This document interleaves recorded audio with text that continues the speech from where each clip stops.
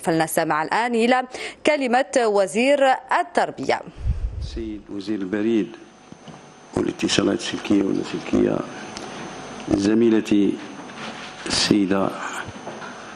المحافظة السامية للرقمنة السيدة الوزيرة، الجمع الطيب الكريم، السيدة كذلك ممثلة منظمة اليونيسف في الجزائر، الجمع الطيب الكريم كل بقيمته ومقامه، السلام عليكم ورحمة الله تعالى وبركاته. شاكرا كل الشكر زميلتي لدعوتها الكريمة لتكريمي وتشريفي لحضور هذا اللقاء. أقول في المستهل أنني أود أن أتوجه بخاص عبارة الشكر والامتنان لزميلتي السيدة وزير التضامن الوطني والأسرة وقضايا المرأة على دعوتها الكريمة لحضور فعاليات هذا النشاط المنظم بالتنسيق مع مكتب صندوق الأمم المتحدة للطفولة اليونيسف حول موضوع الأطفال والإنترنت، ضرورة الاستعمال الإيجابي للفضاء الرقمي، وذلك بمناسبة إحياء اليوم العالمي للطفولة المصادف للفاتح جوان من كل سنة. وهنا ينتابني شعور وحزن كبير لما يقع في فلسطين للطفولة وما وقع للطفولة في هذا البلد الجريح من أبناء ومن أطفال يقتلون وينكلوا بجثثهم ويموتون تحت ردم مؤسسات دراستهم. الآلاف من أطفال توفوا وقتلوا ونكل بهم في غزة، وسيموت كذلك أطفال آخرون. هذا اليوم يوم الطفولة في هذه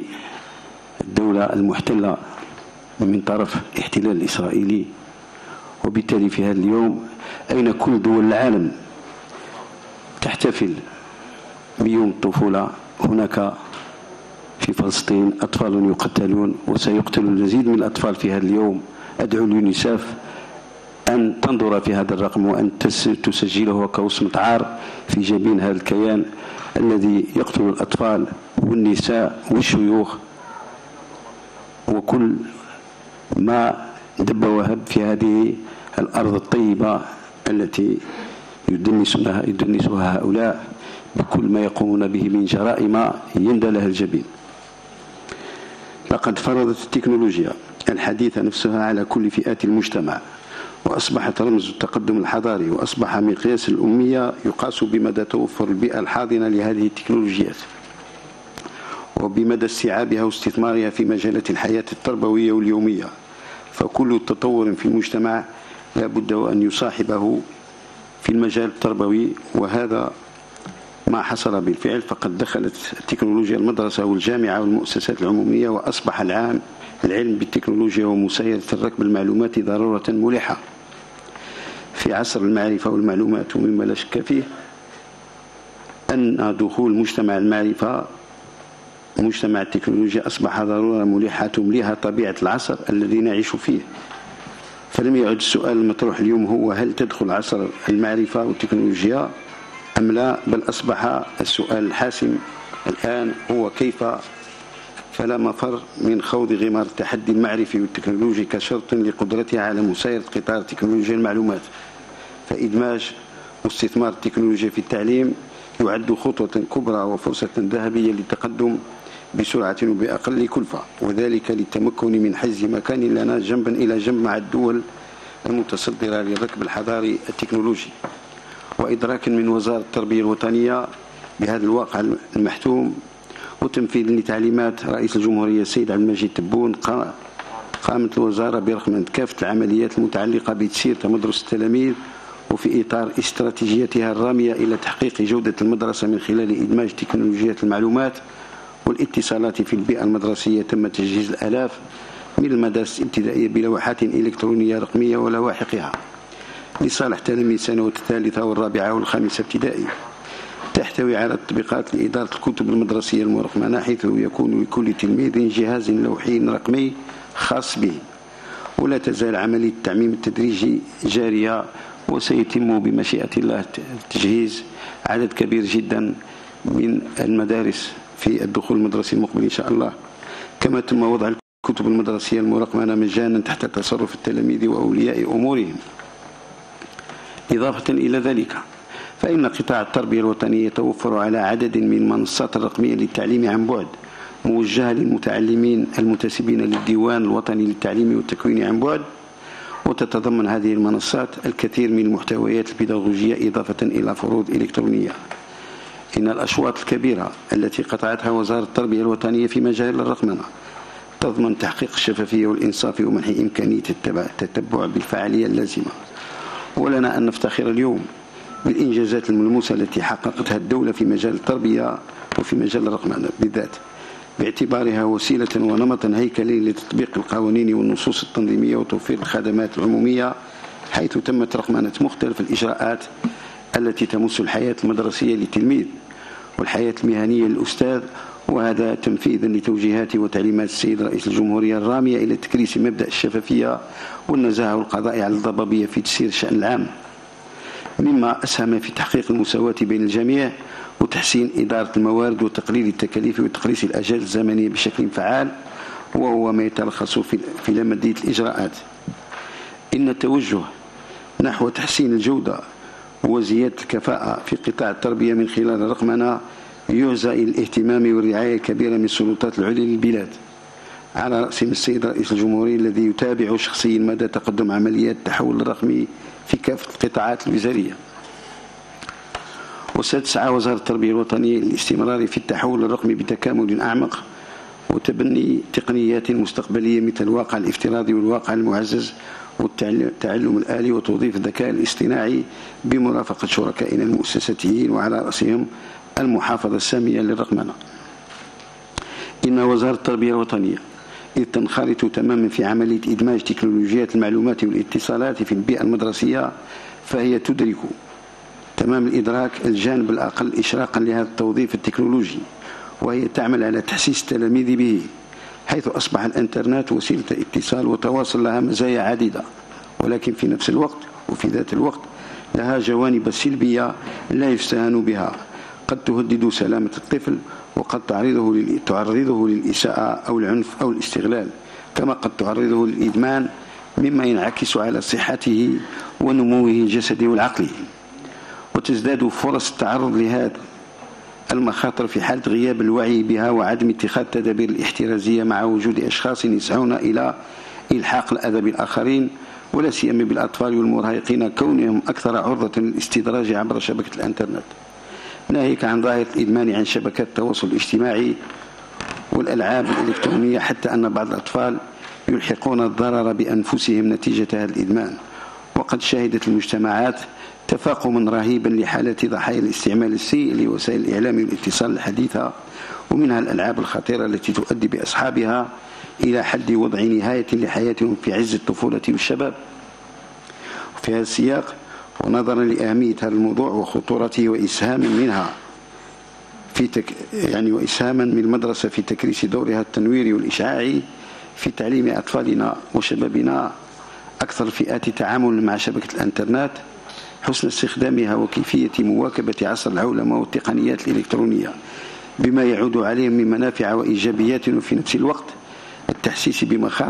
بمخاطرها. اطلعت وزارة التربية الوطنية بالجانب التوعوي والتحسيسي منذ سنوات، فأطلقت حملة تحسيسية واسعة حول المخاطر الناجمة عن الاستغلال السيء للإنترنت في جميع المؤسسات التعليمية ولفئة التلاميذ في المراحل التعليمية الثلاث، بهدف ترخيص ثقافة التوعية الأمنية لدى الناشئة وحثها على الاستعمال الجيد والسليم للإنترنت. وأطلقت هذه الحملة التحسيسية مع بداية الفصل الثاني واستمرت حتى آخر السنة الدراسية بمساهمة كل أعضاء الأسرة التربوية من خلال عدة أنشطة على غرار تقديم دروس تحسيسية حول الأبعاد السلبية لسوء استعمال الإنترنت من خلال إبراز الأضرار الناجمة عن ذلك، وكذا تقديم نصائح وإرشادات وقائية حول الطرق والسبل الأنجع للاستعمال الحسن للشبكة من طرف الأطفال والمراهقين، إلى جانب فتح نقاش تفاعلي مع التلاميذ يسمح لهم بالتعبير الحر عن قلقهم تجاه الأخطار التي يمكن أن تنجم عن الاستعمال غير الحسن للإنترنت، وحث التلاميذ على تبني اليقظة عند البحث عن المعلومات للواجبات المدرسية أو البحث عن مواقع تحميل الألعاب والأفلام ومنتديات الدردشة، مع التحذير من تقديم معلومات أو صور عنهم أو أفراد أسرتهم وتنبيههم إلى أن كل معلومة يمكن أن تستغل ضدهم.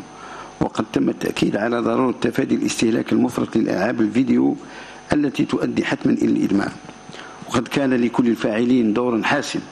في إيصال الرسالة التحسيسية للناشئة على مدار السنة الدراسية، بدءا من الأساتذة من خلال الدرس الذي تم تقديمه خلال الأسبوع الأول من الثلاث الثاني، وتذكير التلاميذ على هامش الحصص التعليمية بنصائح مفيدة حول الاستعمال السيء للإنترنت. وقام أساتذة المعلوماتية في مرحلتي التعليم المتوسط والثانوي بشرح الجوانب الخفية في الشبكة وكيف تستغل المعلومات البريئة التي يدخلها المستخدم في جهاز الإعلام الآلي أو في النقال، وتذكيرهم بالقواعد السليمة التي يجب اتباعها للاستخدام الحسن للإنترنت.